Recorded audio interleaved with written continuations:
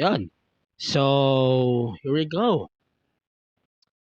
Welcome to yet another episode of the Main Event Mark podcast. It's Tuesday, Wednesday, whatever.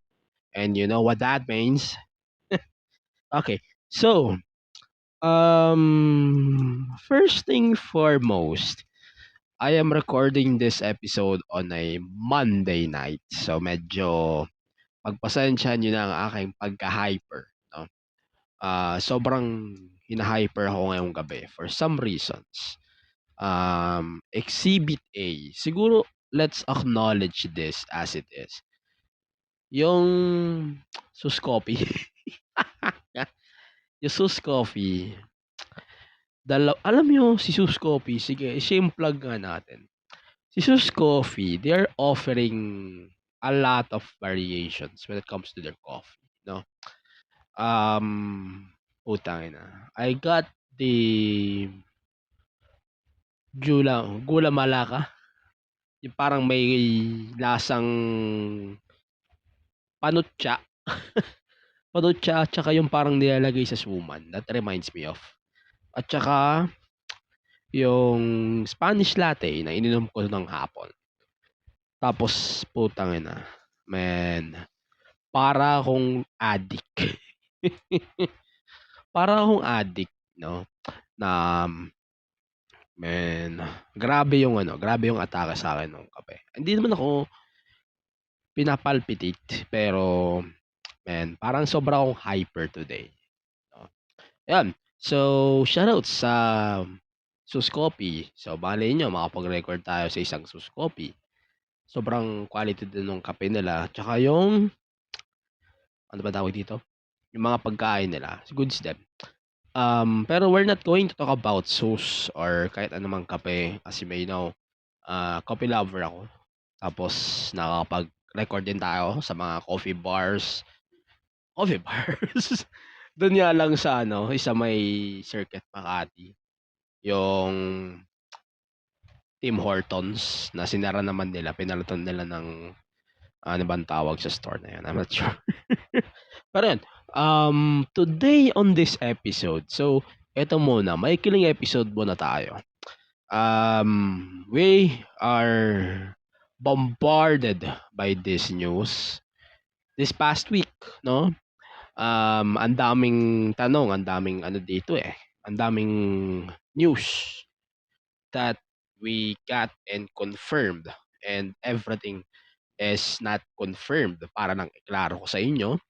At wala rin naman ako sa posisyon magsalita about this kasi hindi naman ako affiliated sa WWE at wala rin akong posisyon para magsalita about it. Kumbaga, lahat naman ng sinasabi ko since the announcements of the Disney Plus deal in 2022, kung nakikinig kayo sa akin that time, lahat ng sinabi ko doon, puro speculation. Wala akong sinabing bluff. I mean, I said some, pero most of what I said went through. Kagaya nito. So, October 2022, we got the broadcast rights on Disney Plus, and eventually the WWE Network got peacocked in the Philippines in favor of this shit-ass platform of Disney Plus. November 2024, WWE Network returned, and Disney Plus will no longer air the WWE program. There's a lot of blank logic and blank answers that we could not answer just yet. Even the other shows, hindi pa nila masagot yon. At I know why. And we all know why. There are still blank answers to those questions. Ang dami nagtatanong eh. So, Angelo, ano ba ang balita sa Netflix deal? Ano ba ang balita when it comes to WWE moving on Netflix? Marami na nga nami-mislead ng mga spoiler. Kung mang spoiler yan.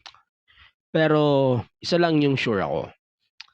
Speaking of right now, here on this podcast, medyo komportable akong sabihin na wala pa tayong rights for Netflix. And it's because of Blast TV. I mean, I'm not blasting Blast TV in a bad way. Hindi tayo nag-shit kay Blast TV in a bad way here on the show. Because I think Blast TV did a really good job on airing all of the shows every week on their platforms, no? We are not shitting on Blast TV here. Since 2022, since the inception of Tap Sports or Blast TV, Tap Sports, Tap TV, whatever.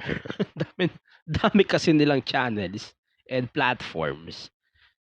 Never natin shinit si Tap Sports. I mean, commercials, yes, sinishit natin yung lapses nila when it comes to timing. Pero, other than that, hindi natin shinit si Tap when it comes to the consistency of their programming.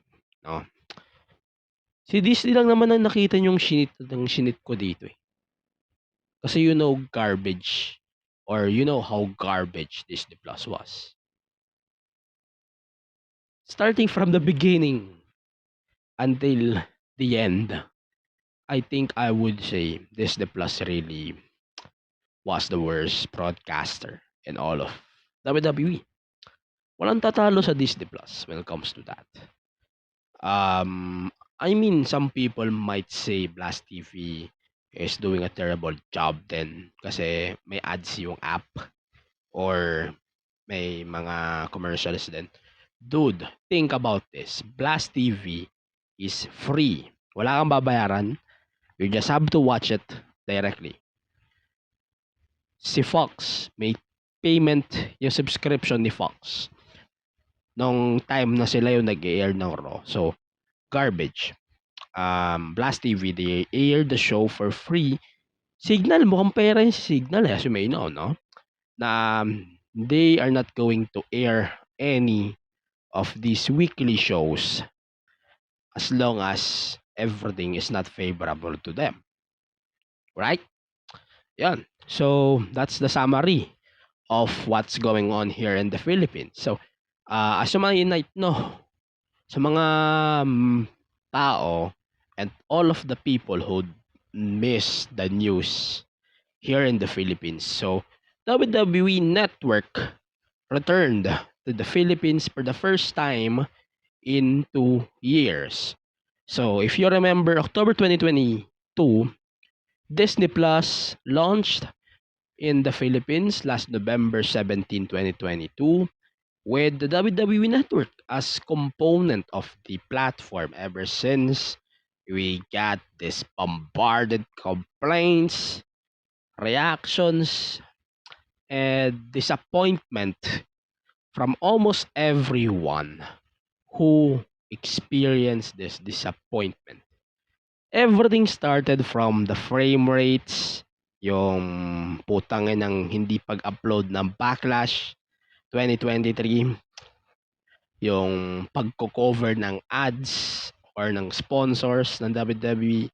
I mean, okay, dahil naman hindi naman sponsor ng Disney Plus yan. So, okay, kinonsider ko yon.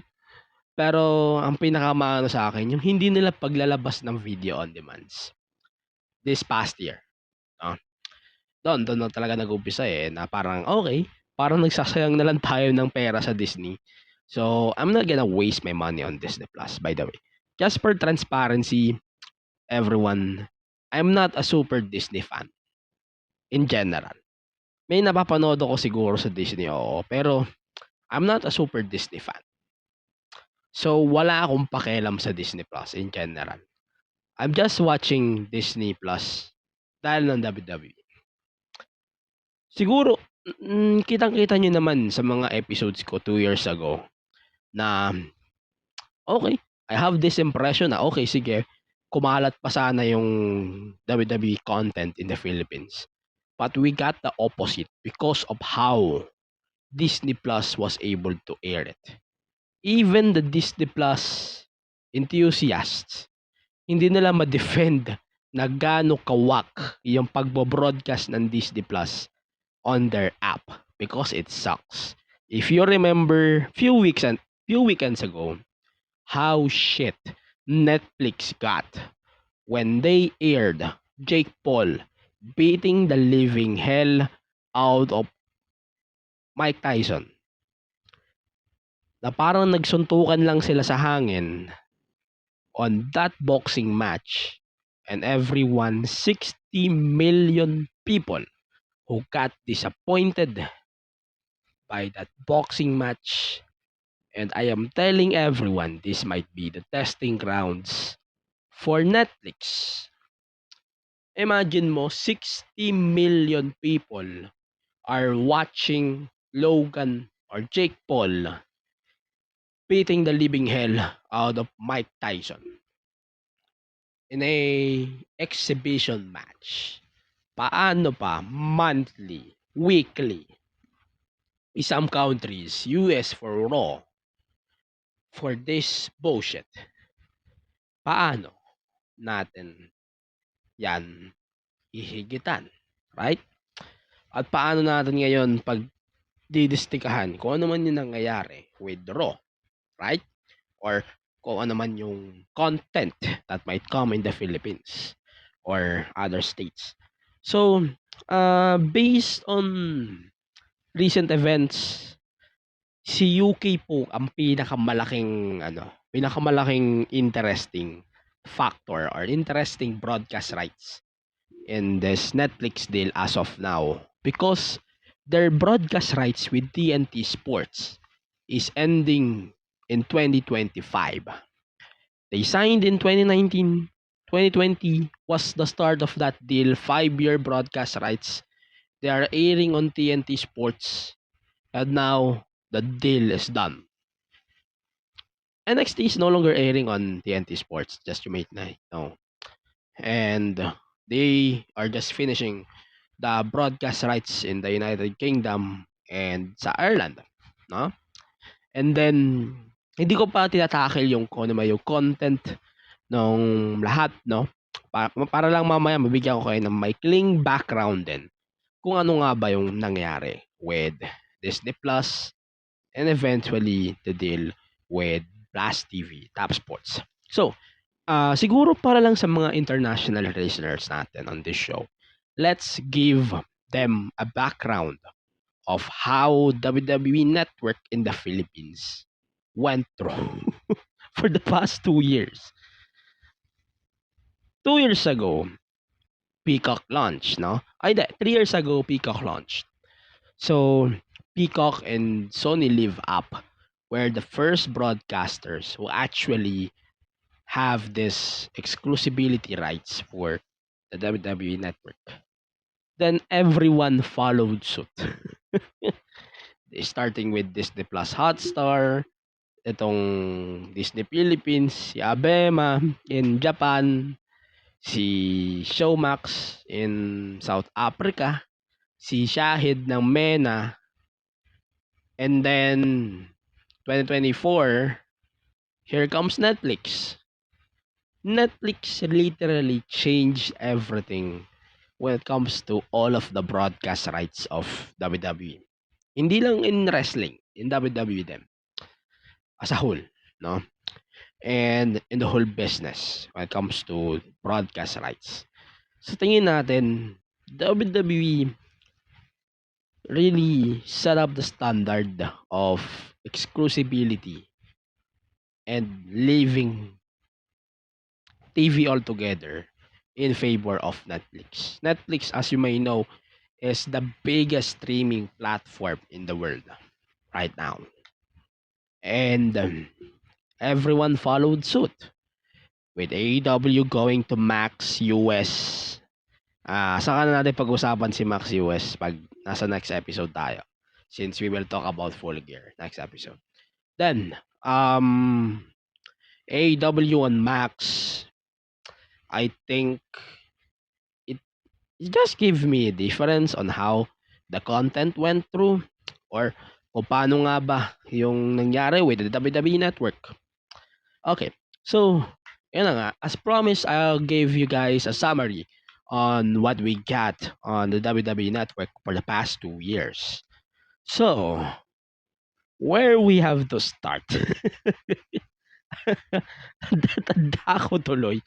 Putya, magtag-Taglish na nga ako. So, remember 2 years ago, everyone is excited about this broadcast rights of Disney Plus. Disney Plus is not the first time na nag-air through a Disney platform. Remember Fox in the Philippines? They're also under Disney in the Philippines, Southeast Asia. Then Fox Plus also under Disney in the Philippines. Correct me if I'm wrong. Then we have Disney Plus in Indonesia, but January they drop the rights. Good. Good. Masasabi ko good. Good for them kasi they don't have to deal with this crap anymore. To me. And then Philippines actually followed suit, which is good.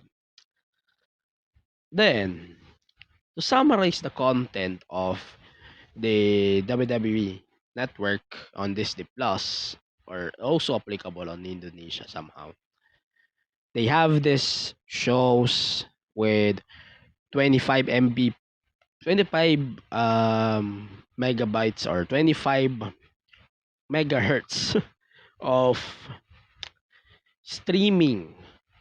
As in, kung sanay ka sa 60 frames ng WWE Network, hindi mo kakayanin yung Disney Plus. Lalo na nung unang beses na nag-air sila, January to April, WrestleMania. Man, that was ridiculous. Halos 6 months tayo nagkukumahog, nagre-reklamo kay Disney Plus about that. And everyone got sick and tired of that. Pero, putang ina, kahit ako, hindi ko talaga kinaya manood sa Disney Plus. Luckily, I have my Peacock account. So, ayoko masyadong mag-issue about that. And, ayun, Peacock account is still active. My WWE network is still active as it is. I can watch some of the shows without paying. And, plano ko rin manood ng War Games using my network. Or, maybe I could go to a viewing party? Let's see. Pero, let's go back there. Yun nga, there are some terrible problems that Disney Plus actually did on the broadcast rights of the WWE content. They also have to cover the ads WWE is advertising. They are also covering the hashtags that WWE is implementing. They are also covering the shit that WWE is actually advertising in favor of their own ads. Okay, yung ads wala akong issue dyan. Kasi may ads din ang Peacock sa US and also the WWE Network. So, guys, wag na tayo maglagay ng issue doon sa ads kasi may ads din si Peacock US. May ads din si WWE Network. So, let's cut the crap on that. No? Pero, ang medyo naiinis ako, yung mga previews for matches, they are treating it like shit. No? Whenever if we paid 200 something or 500 something for Disney Plus, we are treated like shit. We are treated like shit on Disney Plus. So that's why it was disappointing experience and everything was better on Peacock. I mean, okay, so WWE Network was the best WWE Network until they reimagine the WWE Network. If you are watching on Blast TV, that's Blast TV with the ano ba tawag dito? Yung pwede ka mag-skip. They have these pictures that you can skip on a match or a segment. They have that. Pero sa Blast kasi wala. Blast TV has this free content. So that's good. WWE Network also dropped the free content nung umalis sila ng network sa US and moved to Peacock. And also they drop it all together. I hope Hindi na ako nag-hope na Netflix can introduce free content on the WWE Network. Knowing Netflix is mukhang pera. So, hindi ako maasa dyan. Pero, I am just really hoping that we can get a better experience with Netflix. And for the love of God, I hope we are not going to encounter this disastrous happening during the Logan na naman, Jake Paul versus Mike Tyson match a few weeks ago. And ayun, parang I'm just hoping that we are not going to get this bullshit that they gave us on Netflix few weeks ago. Ayun. So, yun lang. Pero like what I said in the beginning, let's give our international viewers what we actually got.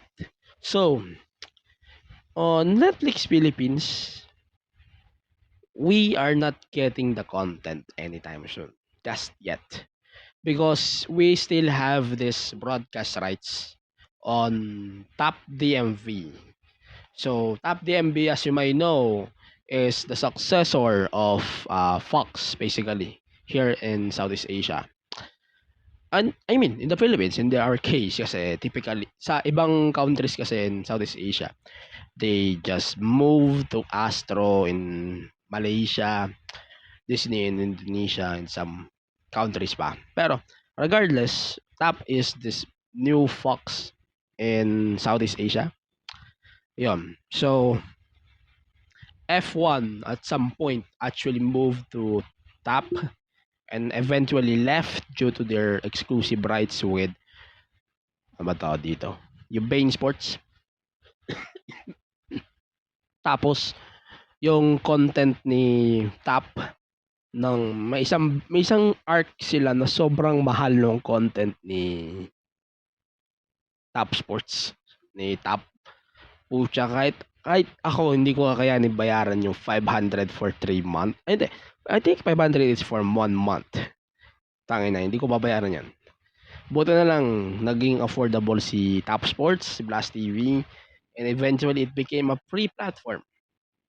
So you can watch your favorite WWE content and also FPW to an extent. Tapos, ito na nga, si One Sports announced that they are no longer airing WWE programming on One Sports and One Sports Plus since they are now being dominated by the local leagues and also one championship during morning. Kasi SmackDown lang yung nag-air sa One Sports Plus every Saturdays, di ba? Tandaan niyo pa yung nag-live sila. And eventually, Top was able to capture the rights of SmackDown. So, I think they might get the rights in 2025. Pero, I'm not that expecting that much. Ang pinakamalapit ko na sigurong forecast when it comes to Philippines getting the WWE Network was, WWE Network on Netflix. Let's clarify that for everyone. Is before WrestleMania. Siguro, yun na yun. Before WrestleMania. Kasi, they wanted niya na before 2025 ends, WWE Network is officially obsolete. Sa ibang countries like US, sa MENA, or sa India, India has a big broadcast rights. And now, they are now going to Netflix, which is interesting. Sony is known for WWE in India. They are the longest broadcaster outside of, I think, outside of US in general. They have the longest broadcast rights in the world. Besides, I think it's USA. But yeah, sure. Let's clarify that later. Pero Sony is airing the content since 2002. And ayun, they are now leaving Sony for Netflix. And for your information, Netflix in India is number 3 after Jio Cinema and Disney Plus Hotstar. Mahirap ang competition ng streaming sa India. Pero we are getting assured that WWE content will improve on Netflix. And I hope that Philippines will be able to fill the gaps of the WWE content in Netflix. Nang nagbabayad lang ako ng 150, 300 or 550 pesos for everything. Movies, TV series, wrestling. It should be on Netflix. Pero ito, ano ba ano ba masasabi ko with Disney Plus officially obsoleting WWE? I think it makes sense, obviously, because WWE Network came back like a week ago. Sorry about that, guys. Pero, I think it makes sense kasi obviously we have the WWE Network. So, why we have to deal with fucking Disney Plus? No? Kasi nga naman, if you think about WWE, you should watch it on the network, not on fucking Disney Plus. And knowing how Disney Plus abuse the content of the WWE here in the Philippines, I doubt that we might get Survivor Series War Games on Disney Plus. That's what I can guarantee. And also, based on the two-year mark na ito, I think War Games won't be here on Disney Plus. Safe to say. Ayun. I think that should be it for now. Ulitin na lang natin sa mga starters natin. We don't know kung ano nga ba ang mangyayari sa WWE Network in the Philippines. Wala pa tayong details where or when WWE Network will shut down. We don't know yet kung kailan nga ba mag-in effect itong deal na to with Netflix Philippines. Basta ang alam natin, hindi pa po mag-shutdown sa Philippines ang WWE Network. We just have to wait for more announcements by WWE. Most likely, magpapa-email blast ulit sila. Same on what we got here on last week sa Netflix or sa WWE Network. Also, on their email blast, no, in-announce nila na mag-shutdown na yung WWE Network in some countries like Europe, sa mga countries na may announce ng Netflix rights. So, yeah. I think it justifies the point that they should shut down the whole WWE Network in countries that was announced with the WWE broadcast rights. And I hope AEW will be able to air on Max here in the Philippines and also around the world. Kasi wala silang ina-announce na kahit ano about AEW on Max. Kundi sa US lang. So they are emphasizing Max on US. I hope this will be also explained down the line by AEW. And I hope Tony Khan will be able to explain it on down the line.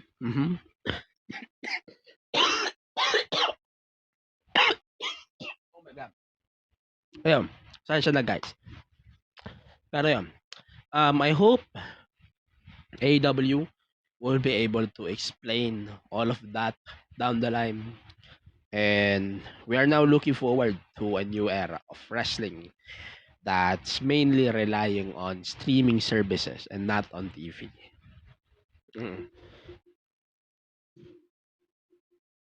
And yeah, that should be it for the show.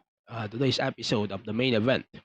Yun nga, ulitin lang natin for viewers that missed the few minutes that I am just ranting here. So, we don't have any details of how WWE Network will go in the Philippines. We don't have any details just yet on how or kailan nga ba mag-shutdown yung WWE Network dito. Wala pa. Everything is unknown. We don't have any other details. If we can share details one by one, we can share that with you anywhere. Page ko, sa page na main event, sa kahit saan platform, if we have details, we will share that with you as soon as we have it. But for now, let's say welcome back WWE Network. And I think it's time to celebrate and it's time to watch another wrestling. With that note, follow the podcast on all of the social media platforms: Facebook, X, Instagram, TikTok, Twitch, and all of the social media platforms at Main Event Mark PW. You can support all of us here on the PWPH Wrestling Network at PW, or sorry, P Wrestling PH Club on Instagram, PWPH Select on X, at saka sa IG. Ay, sa TikTok. Sorry guys. Pero TikTok will be released soon, by the way. Then, isa pa, yung next episode natin, we will talk about Full Gear. Let's talk about that in depth para mas maganda yung magiging detail natin when it comes to content. And then, siguro, pag-usapan natin ng mas malalim dun yung mga bagay na hindi ko nagustuhan ko about Full Gear. Since pinost ko naman na to few days ago on the platform, no?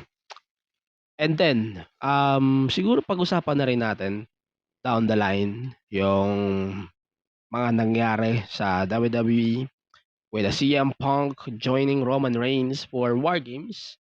And we will talk about more on this week's Main Event Bar podcast. With that note, thank you again for listening on the show. This has been the Main Event Park podcast, episode 259. Then, bye for now, and see you later. Stay safe, stay Russell.